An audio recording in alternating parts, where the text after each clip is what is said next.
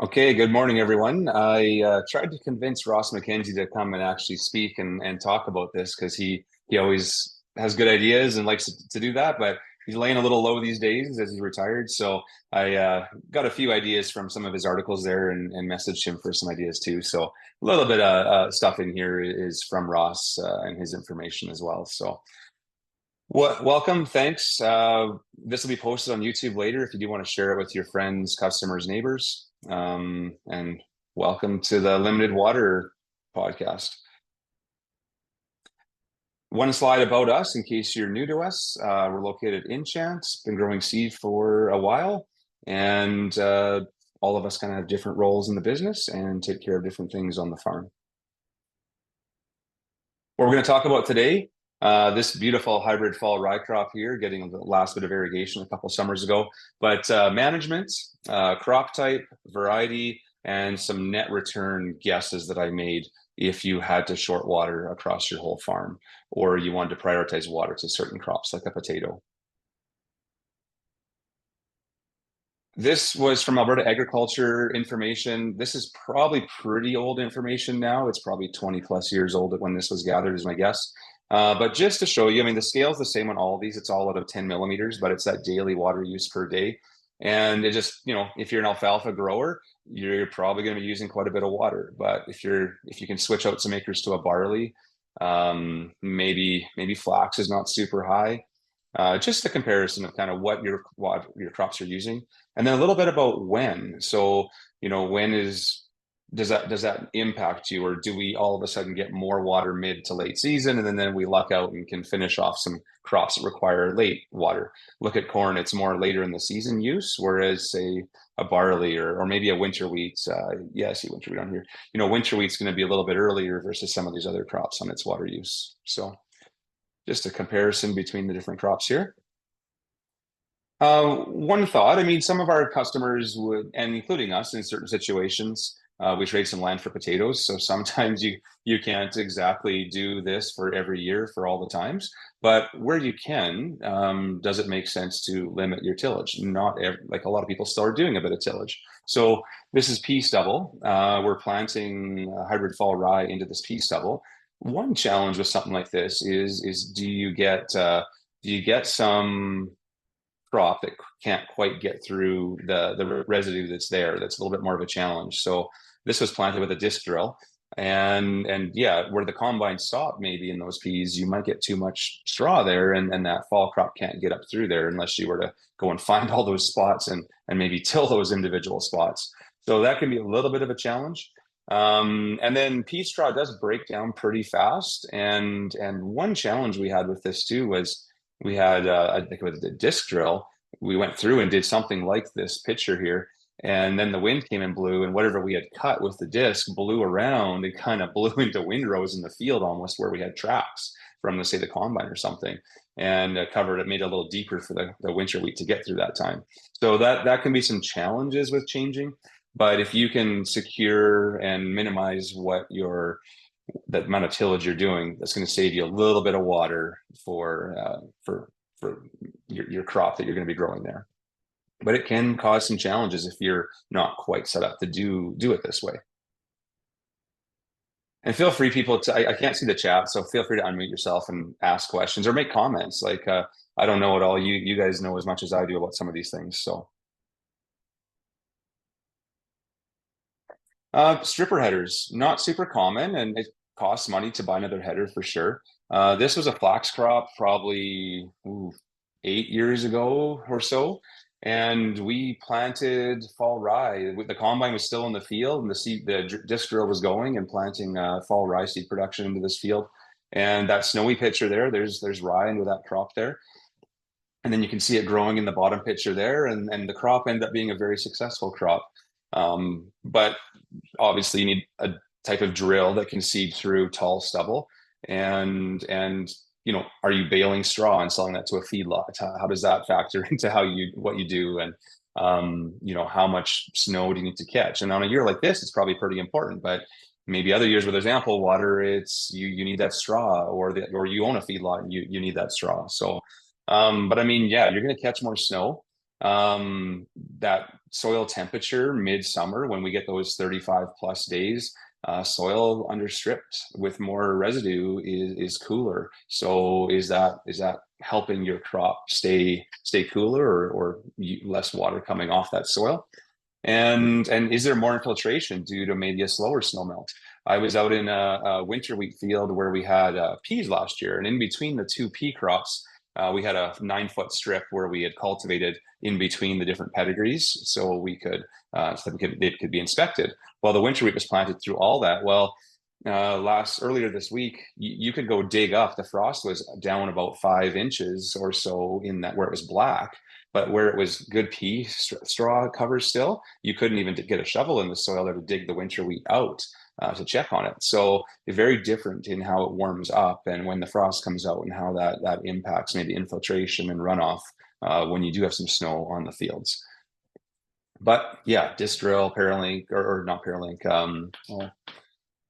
the one that's like a modified disc version. I can't think of the name. Kevin Ox got one. But anyways, I'll think of it later. Um, so drip. This is a pivot up by Lomond. The Stanko's the S5 farms up there. They've got a few pivots like this, and so they're dragging hose, and obviously the hose is longer on the end of the pivot because there's emitters so many feet along that hose. Um, so can you get the same kind of crop with less water when you're using a pivot like this? I think so. It does have its challenges too, though, because you've got maybe some labor with dealing with the hoses. The hose is dragging across the field. So how does that? How do you do your farm operations around that? I know in the winter they go and hang that hose on the edge of the span so that coyotes don't go eat it. So there's a little bit of work to that, but on a year like this, if it can save you some moisture to get the same crop, maybe there's some benefit to something like that. And then subsurface irrigation. Obviously, for a root crop farmer, that's going to be a challenge. But if you're not a root crop farmer, can that subsurface, can you balance the lower water use to get the same kind of crop, I would suggest, with a little bit more work. There's a little bit of labor with making sure everything is functioning underground and fixing problems underground, from what I've heard. And sensors. So this chart was sent to me by the Claussens at Vauxhall there, and so this was a field of Bill Coor's malt barley. What they're telling me in how they can manage their fields a little better is they can get a better handle on rainfall where it happened, and get and live when it happened, and then as the pivot goes through, they can see that recharge and know, okay, we need one more pass of the pivot to get us to the level we want to be, or know we can kind of schedule to have that shut down at the right time when it's back to that sensor point. So really fine tuning where your moisture levels are in that field. So the sensor thing, I think there's still a little bit to be learned there, but probably a pretty valuable tool in knowing where your moisture really is at. Because when you look up information on how to manage water in fields, if you the advice is to check more often. The more you check, the more you know where your crop moisture is at and when you have to irrigate or not, rather than a little bit more of a timing or scheduling standard schedule. And one article that Ross McKenzie had written, his comment was keep soil moisture in all fields above 50 to 60% of field capacity in the top half of the effective root zone for that crop. This coming year, maybe that's going to be a challenge in some irrigation districts. So, but that's the recommendation in the perfect situation. 50 to 60% of field capacity is where he wants to be. What this chart, ignore the numbers on the side, because I'm not sure how this is calibrated, but they're obviously trying to keep this field in a certain level until end of crop life there.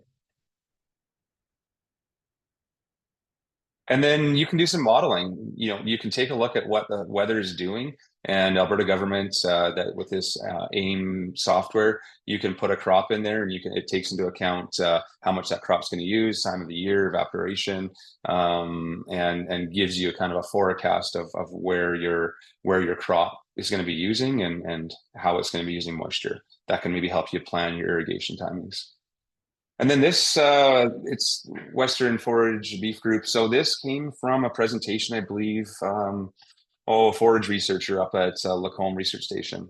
Forget his name now, but I borrowed it from a presentation, and it talks about forage, pasture, forages, but I think it can be mimicked into grain crops a little bit too. When are these things using moisture, and how does that contribute to percentage of your total yield? Oh, sorry, not moisture, but when does that crop grow in season? And I think that can be timed to moisture use a little bit too. Fall crop is going to use moisture earlier, take advantage of that spring moisture that we hope to get before the taps completely turn off midsummer, which is kind of typical for southern Alberta. So you've got your fall seeded winter cereal versus your barley, versus your oat. Now the fall crop is using a little bit in the fall. Keep that in mind. And then you've got this green line. I can't remember what that is now, but just to give you a distribution of when crops are using moisture, and because of this chart's based on their growth, really.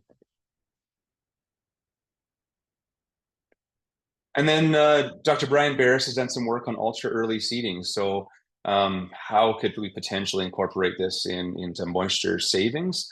I think it's just yield per amount of moisture you have, and that's what this is showing a little bit, and maybe a little bit of other things like heat stress or avoiding heat stress, things like that too. But generally, that ultra early seeding, which in some cases was January or February, it was whenever the soil temperature was right at that depth, and how that played in the grain yield. And generally, they were finding that it was better to seed earlier. Now, how much risk is there in doing that? I mean, they had some extreme temperatures after some of these seeding, and as the crop was sprouting and growing, and generally they were successful. So how does that play into it on a bigger farm, and how many acres you have to cover, things like that? But they found even up until 10 degrees, once as people were seeding at 10 degrees, they were seeing yield losses at that soil temperature. So this is one of the summaries. His report is published online, and it's on our blog actually on stampseeds.com. He was testing specific varieties to see which varieties maybe had a better fit. One of them was Stettler that he was using, but generally no yield penalty for 2 degrees. And once you hit the soil temp of over 6 degrees, there was starting to be a yield drag compared to the earlier seeded. High seeding rates, fungicide, insecticide, seed treatments, that was all part of what he was doing.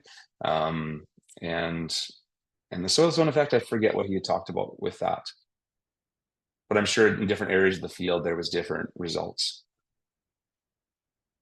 And then he did some dormant seeded durum to see, late fall, once the soil drops below a certain temperature, can you plant some durum and hope it doesn't grow? And sometimes they did have some growth actually, and the durum seemed to just keep going. And so they found some good results with dormant seeded durum as well. So now we're gonna still a little bit on management before we switch to varieties, but so watering at key times. So this picture was durum on dryland near Enchant in 2020. Our dryland averaged 80 bushels per acre that year, like crazy, like record, never seen it before, maybe never see it again. But everything just went right. There was enough fertility from say dry years before in the soil. I think the crop just did phenomenal. Well, what happened in 2020? A lot of rain came in June. When I talked to a few other farmers about irrigation timing, I talked to David Pepnick at Vauxhall, and he was kind of hinting at it seemed like fields where he put an extra pass of irrigation on in June, generally he was seeing higher yields, or parts of fields that he was getting that extra pass on versus other areas. He was seeming to see some higher yields in those areas. So I'm wondering if there isn't something to be said for that loading that soil more a little bit in June. So if you are limited on water, where do you put that water? Well, in this dryland crop situation, it got loaded up in that mid to late June time period. And this crop was seeded relatively early. Obviously, we seed our dryland first, and then we move on to our irrigation. And so it was seeded probably in that early to mid-April timeframe. And then so, that mid to late June is when it got all that rain that year. And just a phenomenal crop that year. Mind you, the next year I think we had 8 bushels per acre, so we paid for it the following year in 2021. But that's how it goes on dry land in southern Alberta. Fall irrigation, how do you plant? Some people do a bit of fall irrigation. Some people, it's more just to germinate weeds, getting volunteer crop growing so it can then get killed off by frost or maybe a late glyphosate pass as you prep for a pulse crop the next year. So it, how much value is it in stockpiling water in the ground versus more just a get the weeds growing type of pass in the fall if you have that available water? Um, how do you plan for a fall crop? Obviously, you got to get that fall crop going, and that's going to be a benefit to you next year in your water use versus your yield you're going to get. And then double cropping. If you're a feedlot that's growing a fall rye and double cropping to oats, I mean, do you have enough water for that? Some people are going to be waiting to see if that's the case this year. And then cover crops. How do you get that growing? And how can you use a cover crop when you don't have enough water? I would say maybe it's a little bit more of spreading on prior to that harvest period of, say, that root crop, so that it just gets worked in and there's enough moisture to get it going without you giving it that water. But I think on a cover crop, to secure soil, you might have to have a little bit of luck in getting it growing if you are out of water. Oh, kind of talked about that a little bit. Rye, it is surprising, like planting rye on dry land and just waiting for it to grow. It's surprising how little moisture it takes to get a rye crop germinated and growing versus, say, a winter wheat. I've been quite surprised how little soil moisture and how sandy soil to grow in with little moisture. Longer term, bigger picture stuff. This is a field of ours near Enchant, or right at the town there. It's got variable rate capabilities. There was some research done a few years ago to try and how do you create zones and then manage by those zones in your pivot. And so my brother Nathan was looking at this, and these zones like number 8 and the 7s and the 5 are kind of areas where we typically have too much water in that field. So this map kind of lines up with what I would think this field should be. Yeah, I don't want to put as much water in those areas of the field. And so to try and move your water around. Now, this doesn't help you save water overall, but maybe it allows you, because you can't, if your pivot's on, the district's allocating you inches. So that's just the way it is right now. In the future, maybe that changes. But maybe if you can move your water around a little better, maybe you have to irrigate a little less because you're putting the water where it's needed. And so maybe there's just less days of runtime. So maybe you are using less inches in the end. Here's kind of that yield map.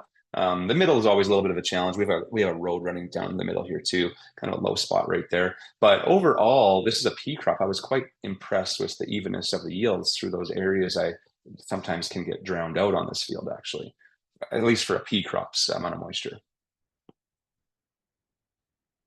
These poor spots. I mean, some of us probably have some fields where though there's probably water rights on this zone, but we're not farming that zone. We're not. It's planted back to just a forage so it's not normal crop. Can you move those? Can you have a VR pivot where it never irrigates there, and you can show them that you're not going to irrigate there, and can you move those few acres somewhere else? Probably some opportunities on some people's farms. And then automation, if you have a tighter startup versus shut down, your person that's giving you water, recording your water use, if you're really accurate on when your startup times and shutdown times are, they're not going to be billing you extra water or extra inches of use or hours of runtime on your pivot. So that, and when a pivot goes down, that water can maybe get flipped out to a different pivot a lot easier, faster, or you'll know about it right away. So you can let your irrigation district know you're not using, you're broken down, right? And then nozzles, are you placing water evenly in your field or as even as needs to be? Are your nozzles worn out? So put some rain gauges out there, see what you're actually applying versus what you think you're applying. So now a few slides on varieties and different crop types that can lower your water use. And at the end, I've got a few charts on where I think yields might be if you were to short certain crops water. The pea in the middle, this is a regional variety trial up at Kent Sandys at Lomond there. And I think Rob Dunn was helping manage these plots here. It was a phenomenal looking site. That the P in the middle there, that's kind of ripe. That's AAC Julius, and I think that's Spectrum on the left here. But it just shows you, like even in P varieties, there's some differences in maturity for similar seeding rates and timings. But does a pea use half the water of a cereal crop? Maybe a little more than half, I would say, but it's close. So you could switch crops out to drop your water use. Lentil, maybe a quarter, maybe not quite that low, but it doesn't need very much to get a normal crop. And chickpeas at 1/8, maybe not quite that low, but you don't want to water that too much before you have problems in that crop. So potentially you could switch out into a lower water use pulse crop. And then variety wise, there are some earlier varieties. Say Carver is quite early. Varieties like that, that just finishes faster, and you can get that yield on less water, I would suggest.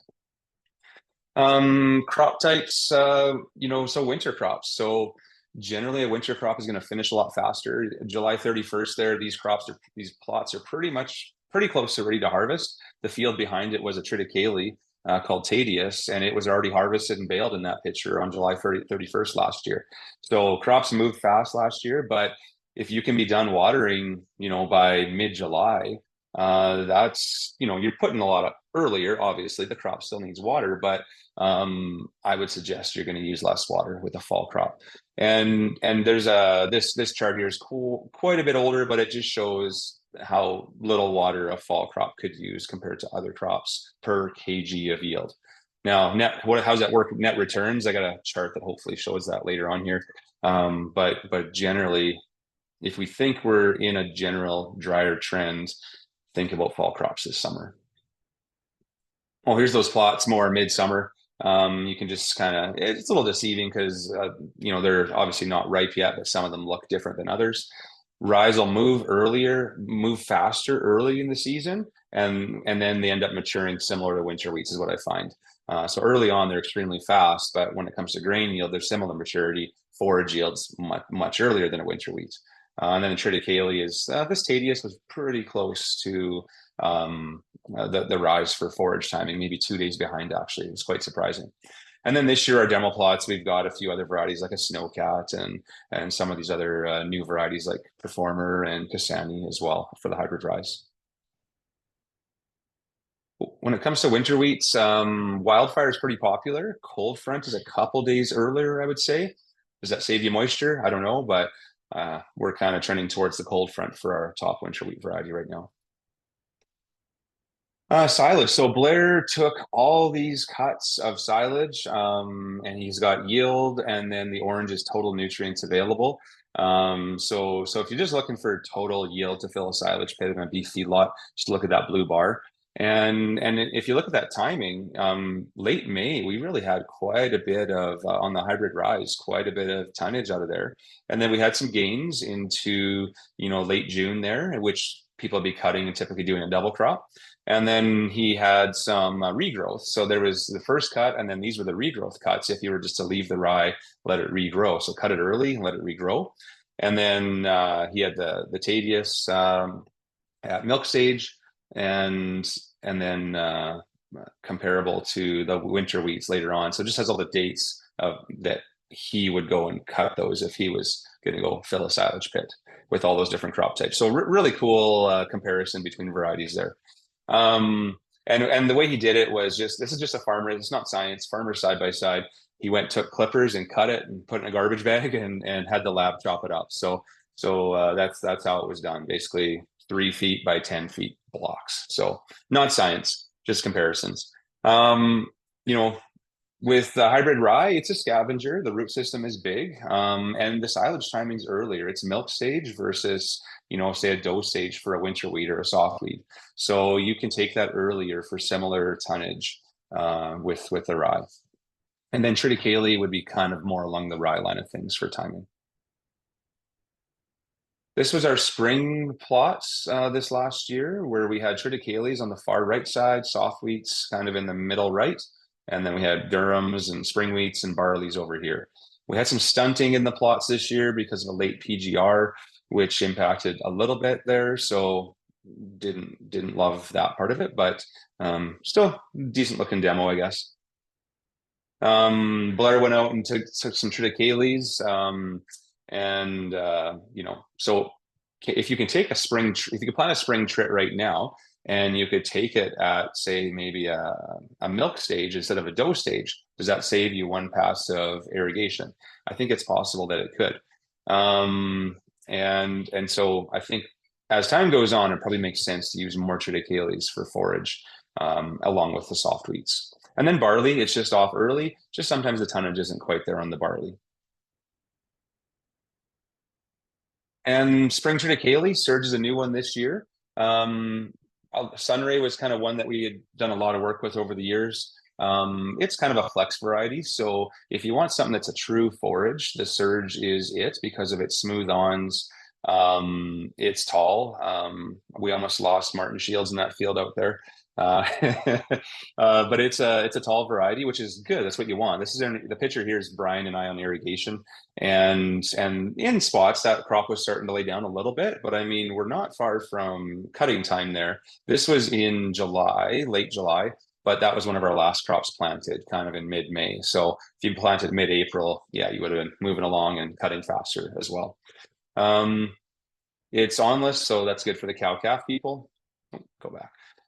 Good for the cow-calf people, and but for a beef feedlot, it'd be fine as well. The we also have a new one that's unnamed. It's going to come out, I'm hoping, next year. Not 100% sure, but it'll be kind of a flex variety. You could go grain, which some people are doing grain on dryland near Foremost, probably 5 or more years ago. I had a durum field beside a triticale field for grain. The triticale was about 40% more yield than the durum. It was quite impressive. So that is an option if you have a customer or you're just feeding, say pigs, and you don't care what you're feeding them. The biggest challenge with, say, a rye or a trit is you got to watch those ergot levels, because that is more of a challenge in those crops for grain. For forage, yeah, not a concern, but for grain, that is a concern still.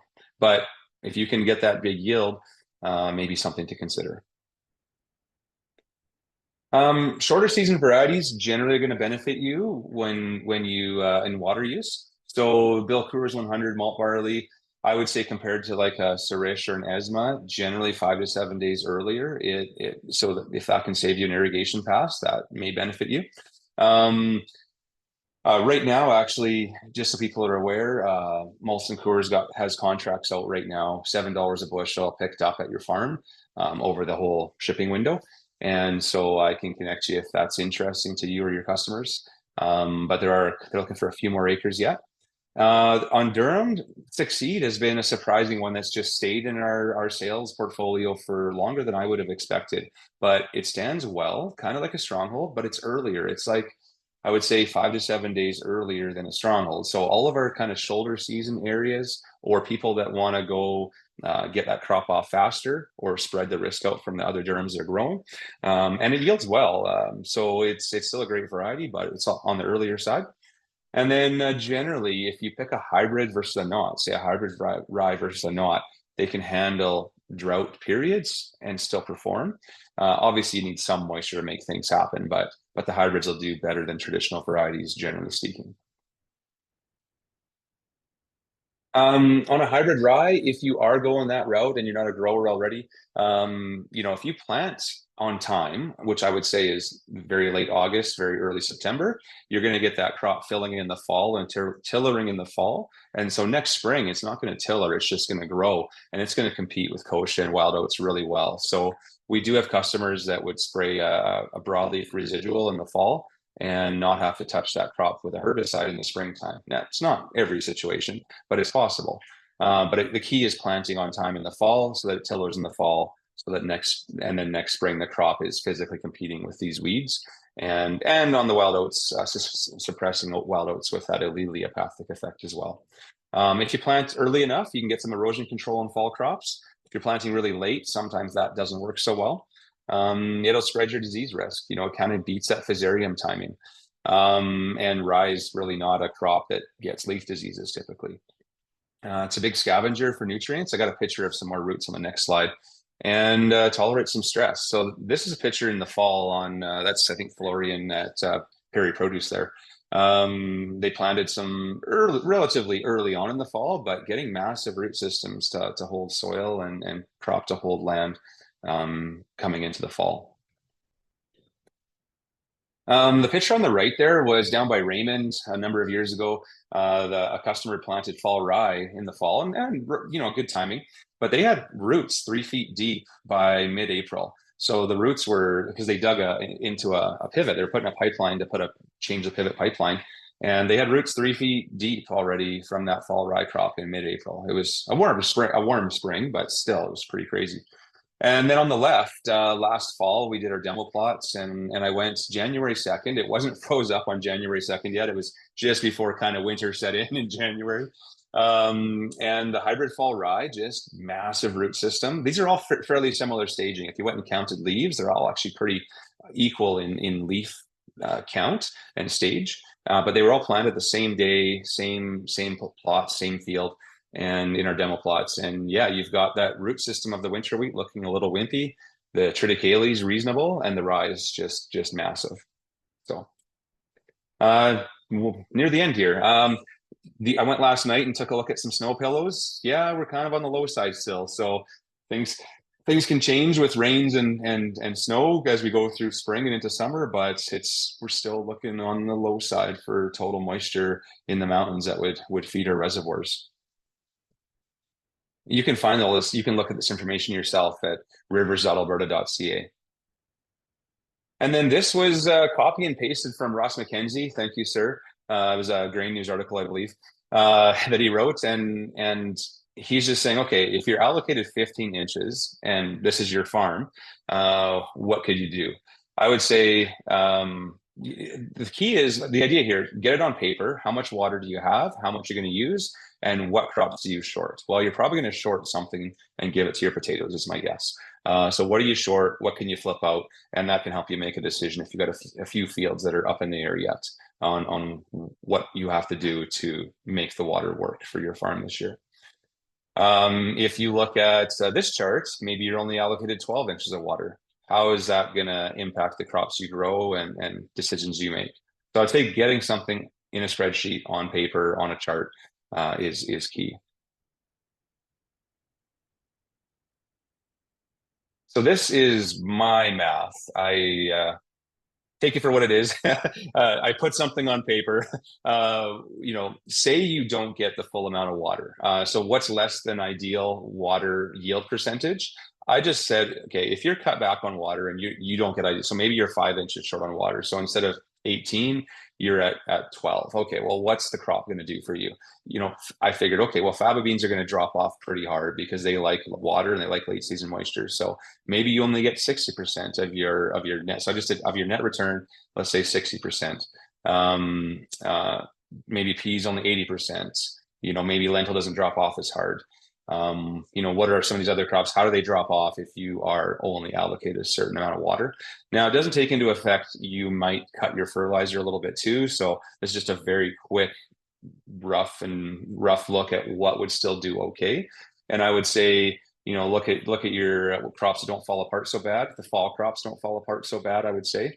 The rye and winter wheat. Maybe a barley doesn't fall apart as bad. The mustards are probably going to do okay. Not everyone grows mustard in irrigation though. Corn might still do okay, but maybe corn falls apart worse than only 70% relative to these other crops. So I might have that one wrong. I should have maybe 0.6 there, or 0.65. And then, the pea and lentils are going to do okay, but it depends on the price and the yields you actually get, right? So just a chart to kind of give you something to look at and compare if you have to switch a crop out to something else. That's all I have. So this is a crop of Bill Coors 100 malt barley. Love that variety. So I'll stop sharing here and just see if we got any questions. Oh, we got a lot of people on the call. Everyone joined. Awesome. Does anyone have any comments, questions? I couldn't have had everything accurate there. Someone's got to have something that I glossed over too easily.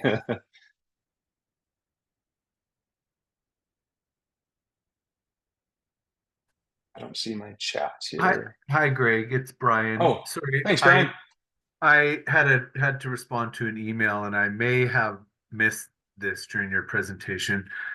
Is there an advantage to irrigating at night as opposed to during the day? How much water do you save Ooh, if you get at night and there's less evaporation and the water is goes into the ground and it's there for transpiration in the morning? yeah, awesome.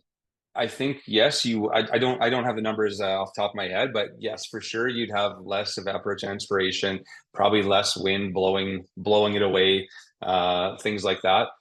But that could work if you're just pumping out of a river or something, and you can kind of you don't have to order water. In our district, in our situation, I don't think our irrigation district would be very happy if we said, well, we only want water for 12 hours a day, so make the canals work. So that's the challenge in your typical irrigation situation is your irrigation district probably isn't going to let that happen, is my guess. But if you can do it, yeah, there's going to be some benefit to just watering at night as long as you can keep up. Some periods of crop use, you got to water for 2 weeks straight, right?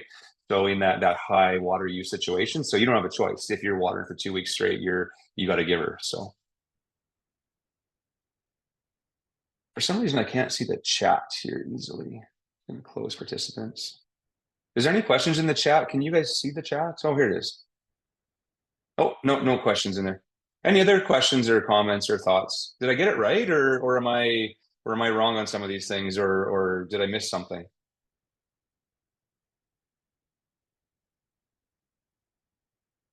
Is anybody changing up crops in a big way this year because of the limited water?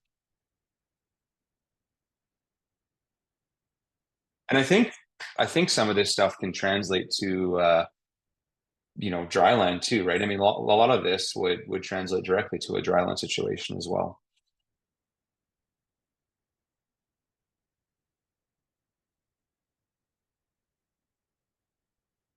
Well, I hope that was informative. If there's no other comments or questions, I'll probably pull the pin soon, and we'll get this posted online. And feel free to share it with your friends. So it'll be on our YouTube channel, Stamp Seeds.